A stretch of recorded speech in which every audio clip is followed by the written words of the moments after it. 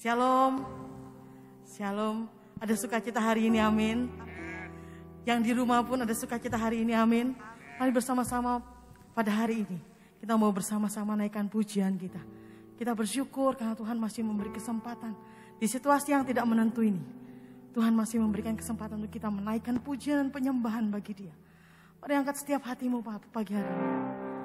Kami bersyukur Tuhan buat kasih setiamu. Terima kasih Bapa, bahwa kami boleh sampai di minggu pertama di ujung pengakhir bulan tahun ini Tuhan. Kami boleh sungguh melihat pertolongan demi pertolongan yang Kau lakukan atas setiap kami. Bahwa di dalam hari-hari yang kami lalui sepanjang masa-masa yang sulit ini, kami tetap melihat bahwa Engkau Allah yang terlebih besar, Allah yang sungguh besar yang menguasai seluruh dunia ini. Engkau Allah yang sungguh besar. Keajaiban-Mu sungguh luar biasa Tuhan. Sehingga saat ini, hari ini Tuhan, kami boleh sampai di ujung tahun ini Tuhan. Kami bersyukur buat kebaikan-Mu. Kami bersyukur buat kasih setia-Mu yang tidak pernah meninggalkan hidup kami. Kami mau bersama-sama Tuhan bersehati. Yang bersama-sama menaikkan pujian sembah kami buat Engkau Allah yang hidup, Allah pemelihara dan penguasa hidup kami, Allah yang sempurna yang telah menyertai kehidupan kami sepanjang tahun ini. Terima kasih Tuhan, terima kasih Yesus. Ini pujian dan sembah kami Tuhan. Kami percaya Engkau Allah Immanuel, Engkau yang beserta dengan kami sepanjang tahun-tahun yang akan datang yang kami lewati. Kami percaya Engkau adalah Allah Immanuel. Terima kasih Tuhan, terima kasih. Di dalam nama Yesus kami siap tinggikan Engkau.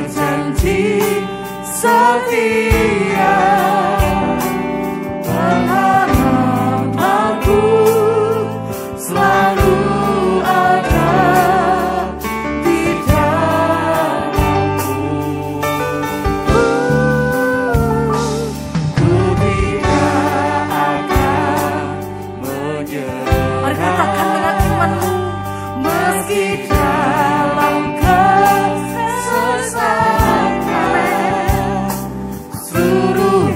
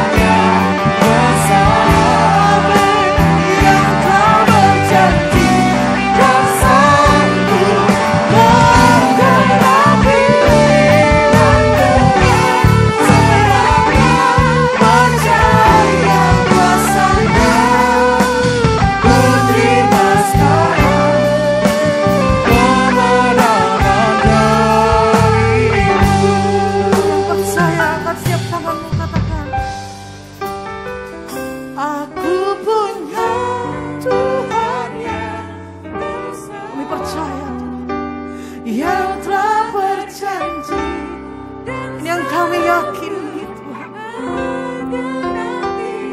Imanku persembahkan Yes Lord, worship ku terima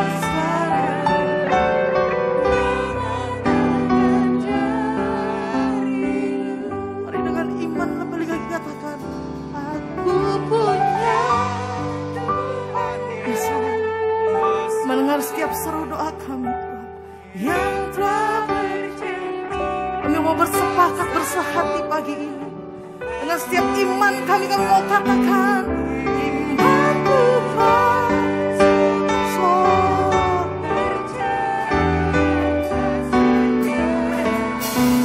ku terima sekarang. Mari katakan kemenangan kami-Mu.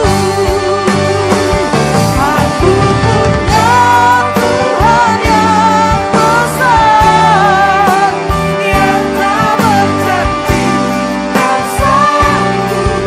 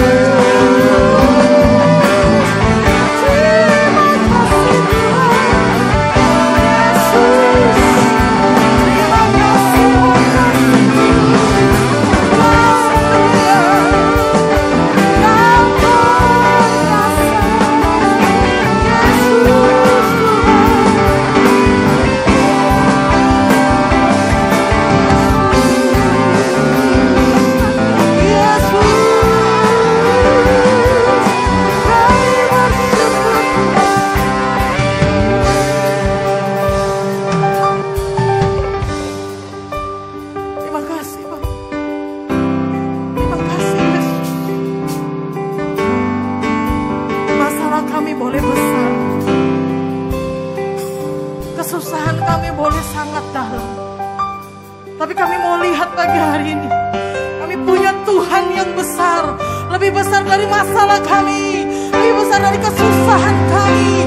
Kami percaya di dalam nama Yesus, kami punya Allah yang besar. Katakan haleluya, haleluya, yes, haleluya. Yesus terlebih besar. Mari katakan, Yesus terlebih besar di dalamku, di dalamku.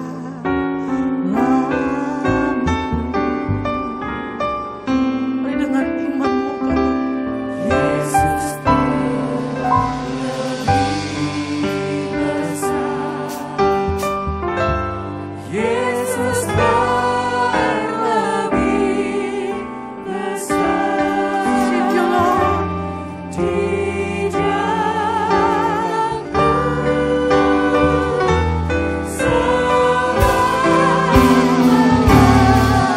Mari bangkit berdiri umat Tuhan.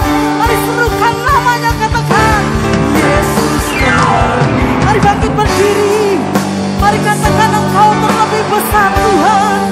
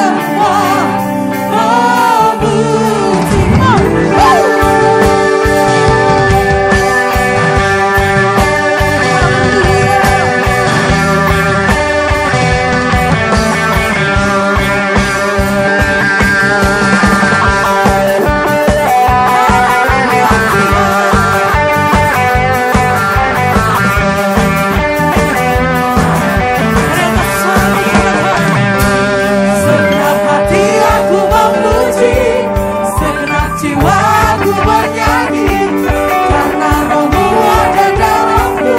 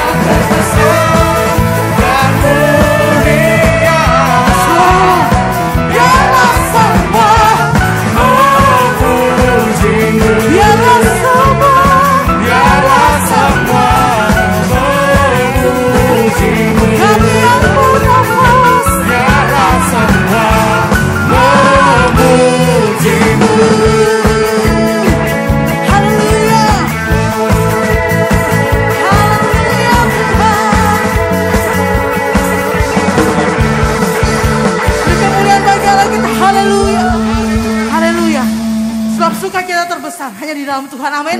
Mari naikkan syukur saudara. Mari terus katakan, kami mengucap syukur Tuhan. Kami mengucap syukur karena kebaikan-Mu.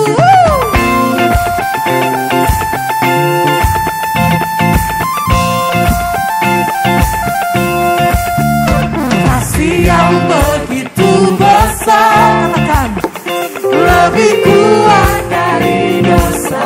Kasih yang percaya, katakan, selamatkan dan pulihkan. Mari angkat tanganmu semua, katakan, ku naikkan syukur, ku tak akan berhenti.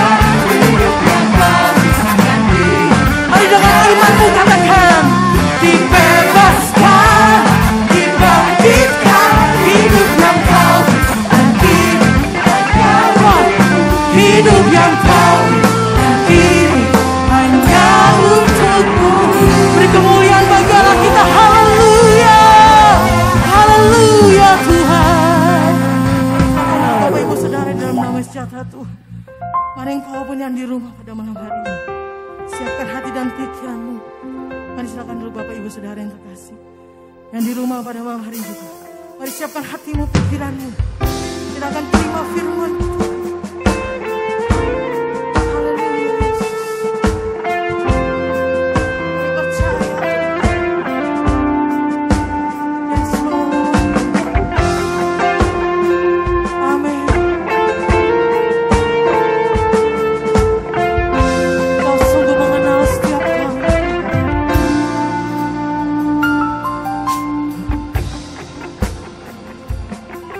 Mengenalku lebih dari siapapun. Katakan, engkau tahu ceritaku, amin, dan isi hatiku. Yes, Lord. Tak peduli masa lalu,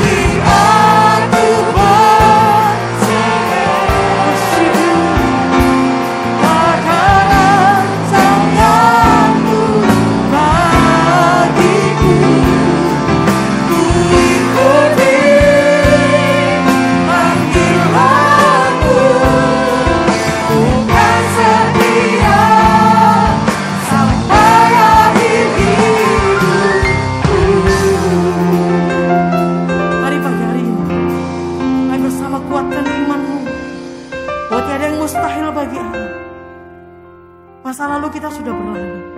Tahun-tahun yang sulit di masa lalu kita sudah lewati. Kita nggak tahu apa yang akan terjadi di tahun depan. Tapi satu hal yang percaya, kita punya pengharapan yang benar. Kita punya kekuatan yang benar, yaitu Tuhan Yesus. Tuhan Yesus yang dahsyat. Mari angkat tanganmu. Mari letakkan di dadamu, boleh sebelah kiri, Boleh angkat tanganmu satu. Mari dengan iman katakan. Kini aku percaya tiada yang mustahil bagimu. Kuasa-Mu bersyukur, kuatkan kami boleh melihat banyak pertolongan. Dasarku berharap, ini kami mau berserah penuh Tuhan. Kini aku berserah, yes Lord, pada Raja-Nya. Amin. Ku ikuti panggilan-Mu, bukan setia sampai akhir hidup. Kini aku percaya, katakan dengan imanmu. Kini aku percaya tiada yang mustahil bagimu. Kuasa-Mu kuatkanku, dasarku berharap.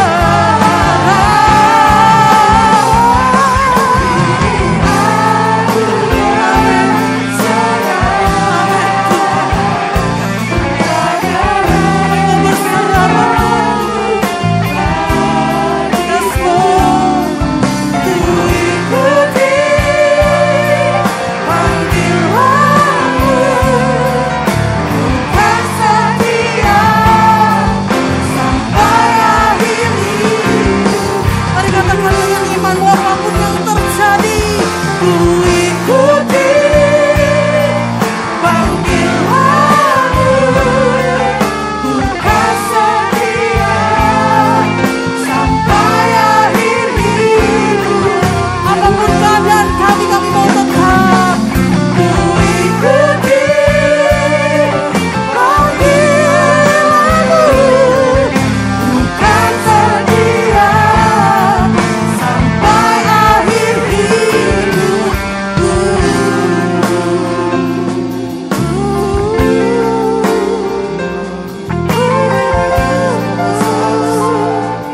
Kami mau sembah Tuhan, kami mau ikuti panggilan-Mu dan tetap percaya. Yesus, tetap percaya. Kami percaya tiada yang mustahil bagimu. Kami percaya Tuhan, ada rancangan-Mu yang sempurna.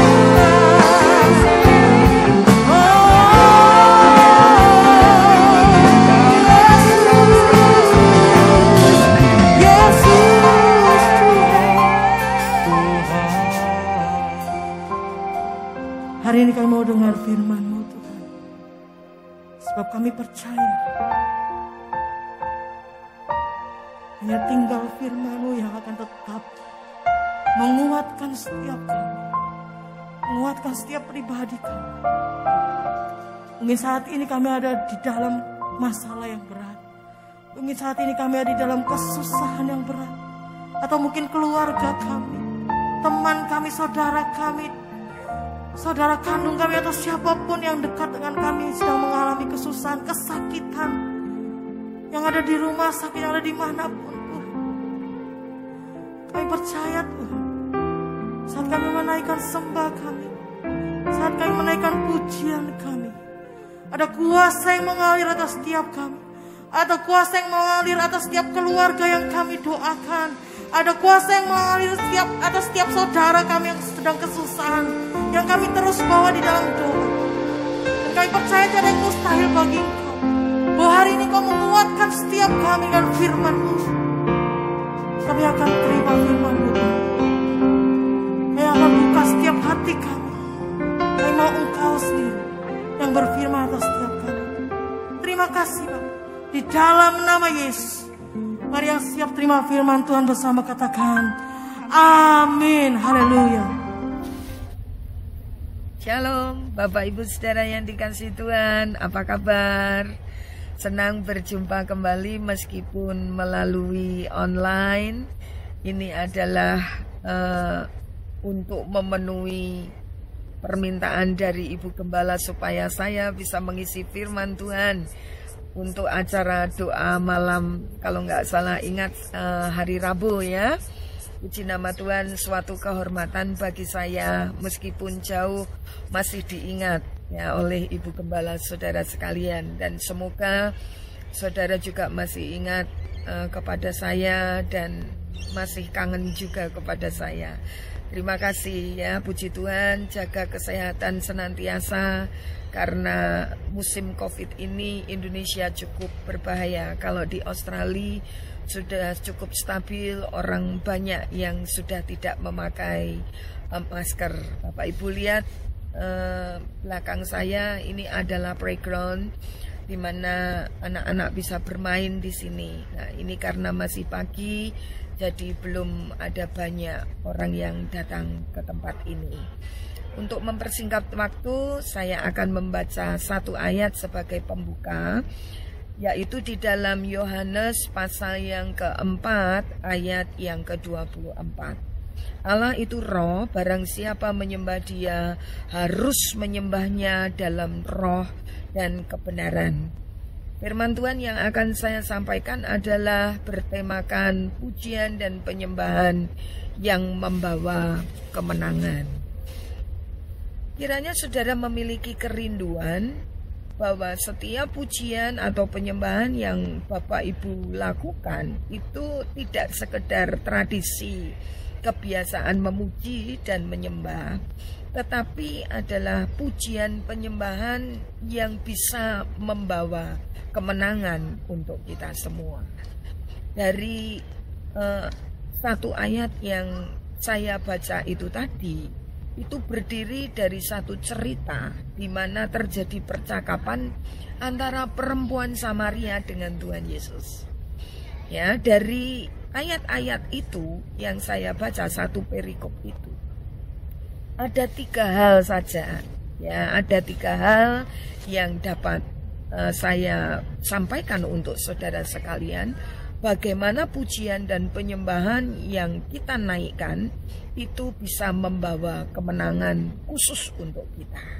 Yang pertama, ayat yang ke-20 dan 21 bunyinya demikian.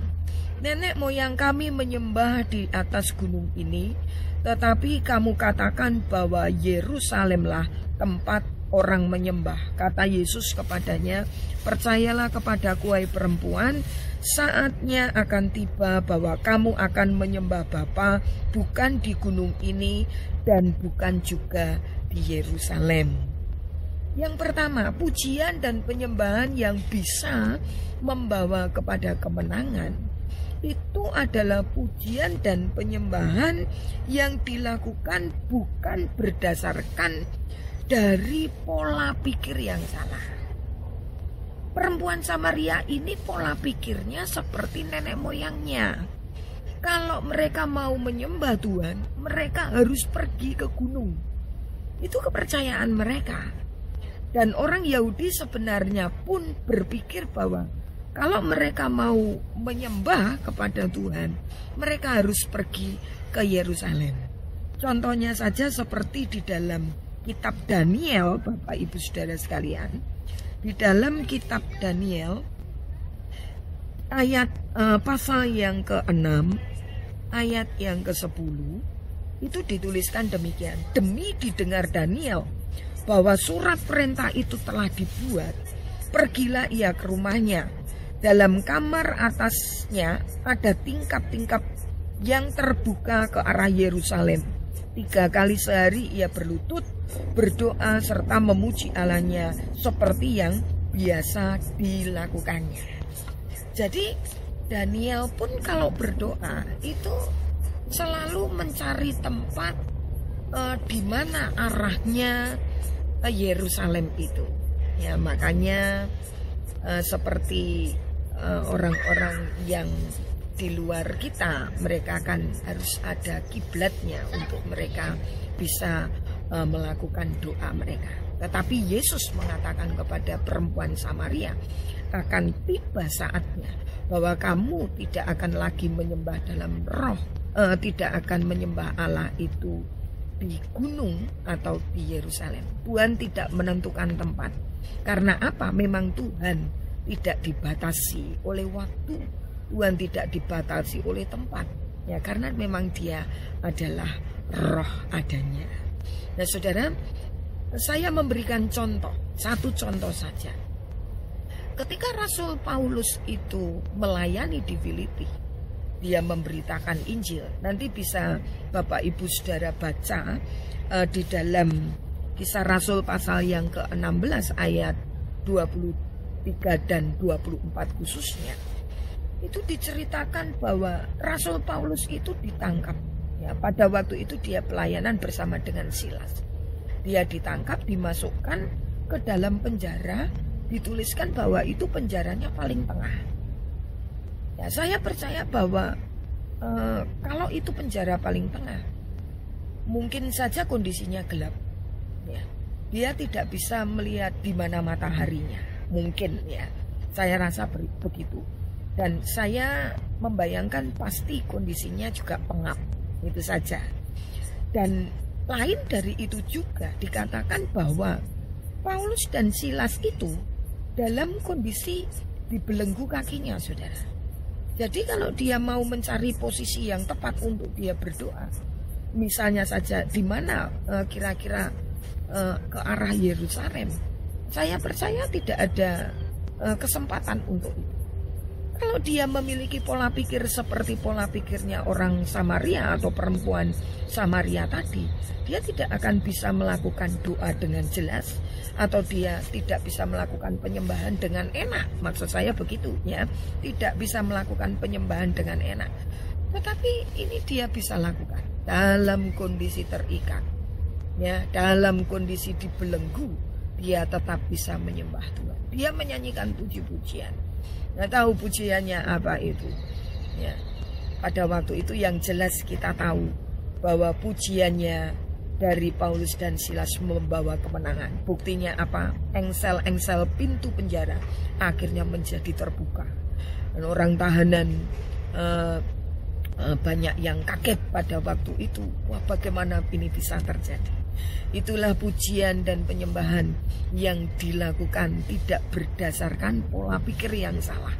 Ya, jadi sekarang saudara mau menghadap kemana, mau tengkurap, mau telentang, mau menghadap ke utara, timur, barat, selatan, ya saudara-saudara bisa lakukan itu dengan bebas. Karena Tuhan kita tidak dibatasi dengan tembok, tidak dibatasi dengan waktu.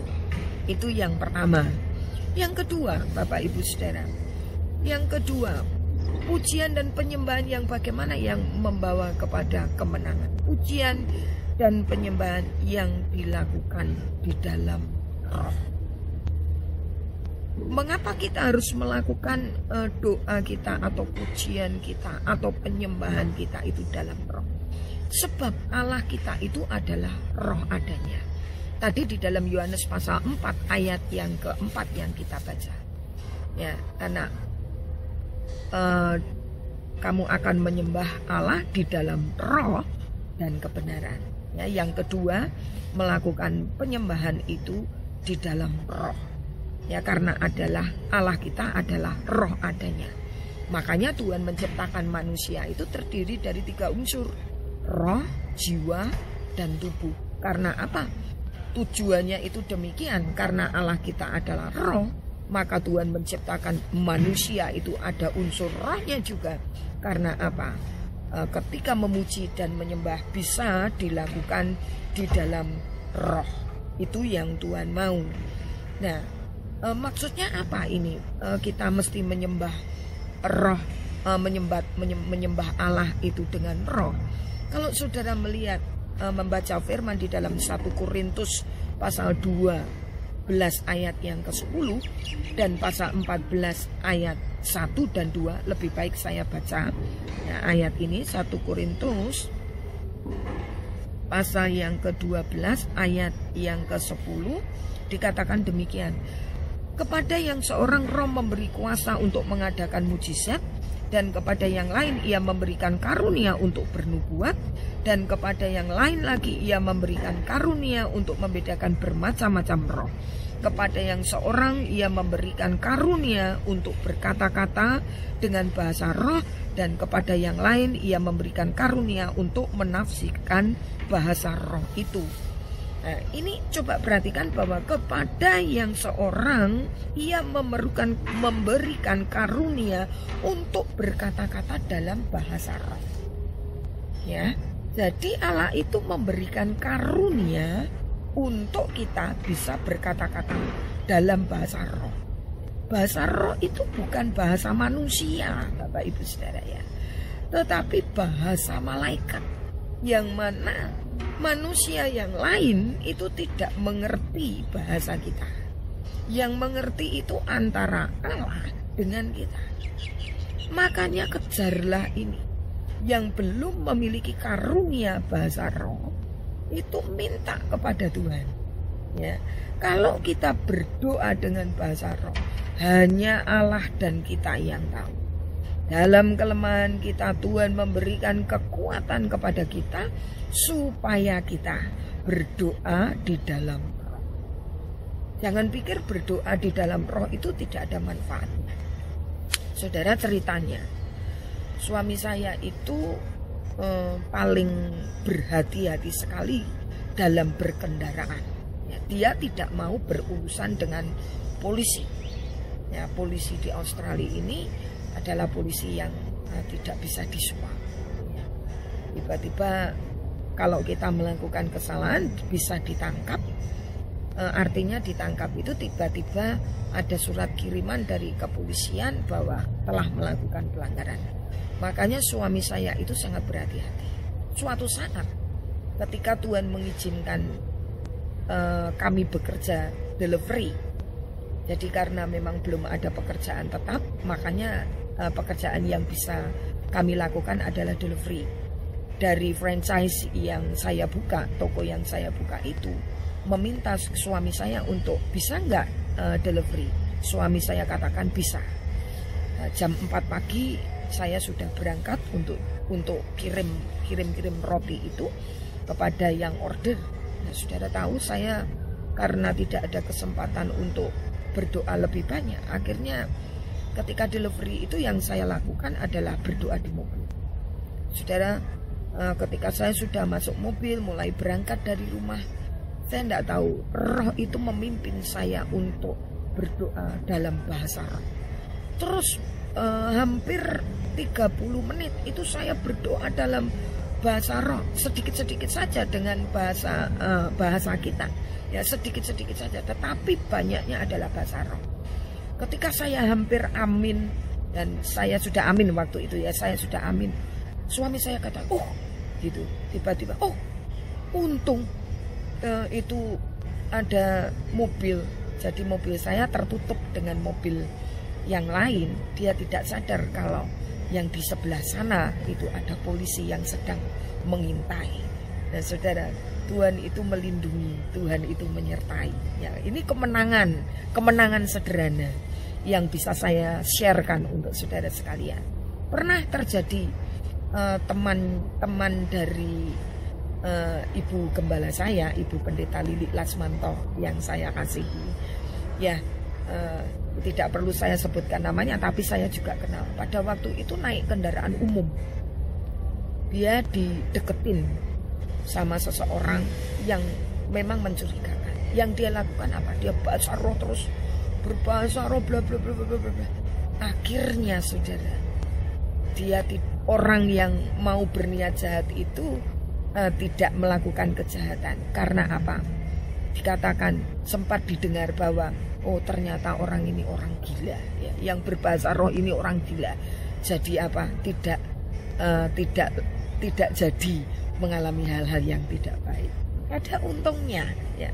Jadi berusahalah untuk mendapatkan karunia bahasa roh, karena tidak ada seorang pun yang mengerti artinya, hanya Tuhan.